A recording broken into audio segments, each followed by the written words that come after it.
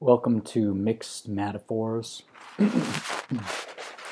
It's like a mixed bag of peanuts, M&Ms,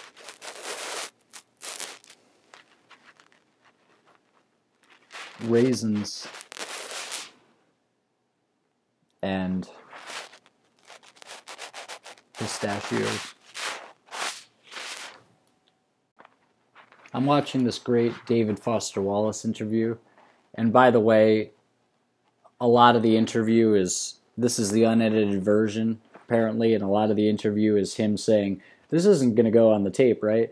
And then even the interviewer says something like personal to him, and she's like sort of not, she's not insulting a friend of hers, but she's essentially like saying that she dreaded talking to her friend on the phone when her friend would call, given that her friend was someone who was then likely to talk to her about like her horrible life or something. And she was like, all right, like I feel like it's just gonna, I feel like I should be doing this, but I feel like apprehensive whenever she calls me. And it's like, man, if that interviewer is still friends with that person and those people saw this unedited interview of David Foster Wallace, which, by the way, is a pretty frickin' popular interview as far as David Foster Wallace interviews go, and a pretty good one, then maybe she's going to have some trouble with her friends. But this interview is fantastic. I mean, he literally just, it's so naturalistic. It's like him in this sort of like strange, almost like, as he might say, Lynchian hotel room, David Lynchian hotel room. His assessment of Lynchian having been something pretty close, I think, to the banal mixed with the incredibly grotesque. And he said, like, Jeffrey Dahmer's freezer or Jeffrey Dahmer's fridge full of dead bodies wouldn't have been Lynchian on its own, but because he kept the body parts next to regular food, that was the Lynchian element to it. But anyway, in part of the interview, he's sitting there and he's like, he is sort of visibly like kind of sweaty or kind of unkempt, and the interviewer says like, oh, would you like me to get you, or whatever. I'm not sure I can do her German accent. If it is German, it's some kind of European accent, but I think it might be German. It's apparently a German television, like an interview for a German television thing, and she's like, oh, can I get you some water? Or however you do her accent, something like that. And he's like, no, I'll just sit here and sweat in this chair or something. And he's just like, throughout the interview, he's just so incredibly poetic. And let me see what he said, because he says something that's just incredible. So he's talking. He's talking about, throughout the interview, he's talking about like how I think this was sort of during the George Bush Iraq War era or something, and throughout the interview he's talking about how he's like disappointed in America, or like, but he's also like doesn't like that the politics, and I think it might have been in this interview, if it wasn't in another one, I think he might have said like the politics on each side with like I think in this interview, at least he says like on each side, but I think he might say it with like a real biting emphasis here. The politics on each side are really like aggressive, or whatever word he used for it. And he's like, I don't write about it because I feel like I'd turn into that, or something like that. But anyway, then let's see. Do you want me to get you some water or something? She says to him, according to the YouTube transcription. And then he says, no, I'm fine. I'll just be sweating here in my chair. And he says, it's fine, not a problem. And then she responds, the typical American. And to her response there, he says, yes, the sweaty American. I'm proud to sweat on behalf of the USA. And the thing is, his tone throughout the interview is so like simultaneously kind of humorous and just really self-effacing, and it seems to be like, I think I might have sort of taken it as kind of kind of a put on, like he wasn't really being super sincere with the self-effacement. But just having watched this last like 5 minutes or so from here back, I'm on like 56 right now of the interview. It's like 1 hour, 25 minutes, and 10 seconds long.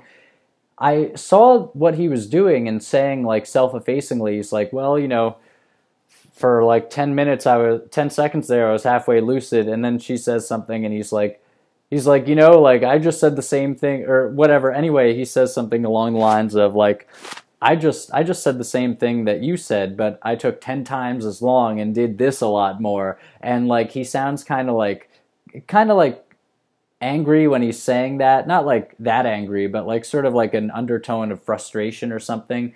And it seemed like sort of like an act, like, oh, you know, like I just took really long to say my brilliant analysis. You just said it right, clear and simple as some bells or something. Bells. And she, though, I don't know what she says to that, but in any case, he says, when he's saying that, this time I saw the interview, or was watching it, and I've seen parts of this interview a lot. When I was watching it this time, you know, I really felt it. Like, you know, it seems like he's sort of a guy at the end of his rope. He like had written Infinite Jest. This is like 2003, it says here, on the Manufacturing Intellect channel on YouTube. He had written Infinite Jest, or like published it like 7 years beforehand or something, and like she's still like seemingly primarily talking to him about Infinite Jest, even though it's like, I was thinking last night or earlier this morning at work when I was listening to this some more, or listening to, or maybe an earlier part of this, I think I was thinking that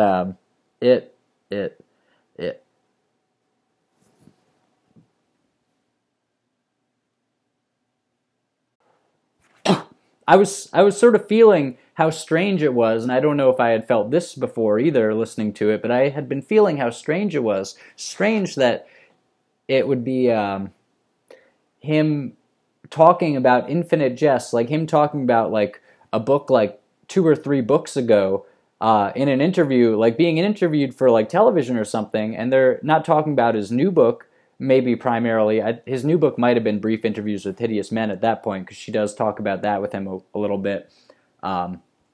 Hence the friend she was talking about, who seemed to be somewhat similar to the character in the story The Depressed Person in Brief Interviews with Hideous Men, but which is a really great story, by the way. If you want to read 30 pages of someone being like, you know, like, I don't want to put you on a burden here, like I don't want to burden you, but you know, I just kind of, you know, and then they tell you about their life a little bit, but like, I don't want to burden you. I know you're just agonized hearing about this, and it's that way for like 35. It's endless. It's awesome. But she and he were talking about the friend that she was talking about being apprehensive about talking to in the context of that story, The Depressed Person.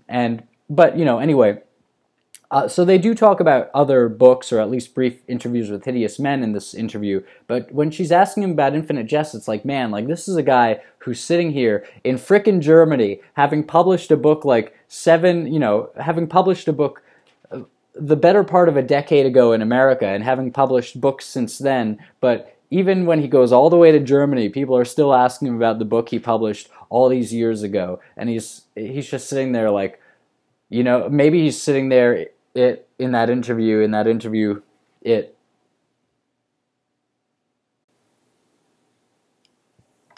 maybe he's sitting there in that interview with her thinking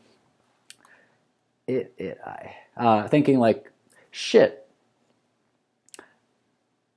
I'm a one-trick pony. All I am is like Infinite Jest, and you know, I released this book, I released that book, you know, I have the interesting essays on lobsters and pornography, and they just keep asking me about Infinite Jest. Infinite Jest. But anyway, you know, put that all together, and here he is in this sort of like kind of unhappy tone, talking about sweating. I would be happy to sweat on behalf of the United States, or something like that, or I'm happy to sweat on behalf of the United States in some interview on TV, like that's going to be on German TV, and it's, you know, he's like kind of in a bad mood, and like apparently the room is hot and stuff, and like, you know, it's just, and like they were having camera problems, and he's just sitting there, and it's like the U.S. has been causing all this destruction all over the world, and he's like, yeah, you know, I for one am happy to sweat on behalf of the USA. It's just like, I don't know if people really give, maybe just, I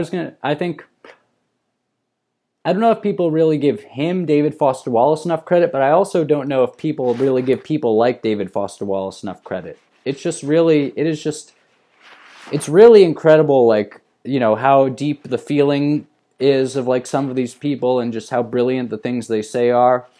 Like, he just throws off a line about how,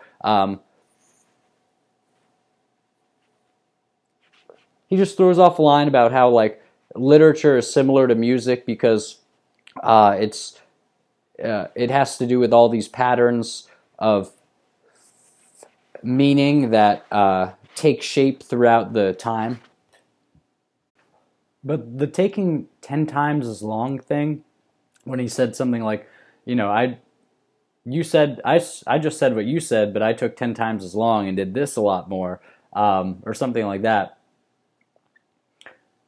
It really sunk in this time, maybe, that really might have been him being sincere and sort of displaying some of his suspicion that he's not really saying anything that insightful, not only in this interview or in that part of this interview, in that segment, but also in his whole career. And basically, like, his books are really just the pyrotechnics and linguistic cleverness.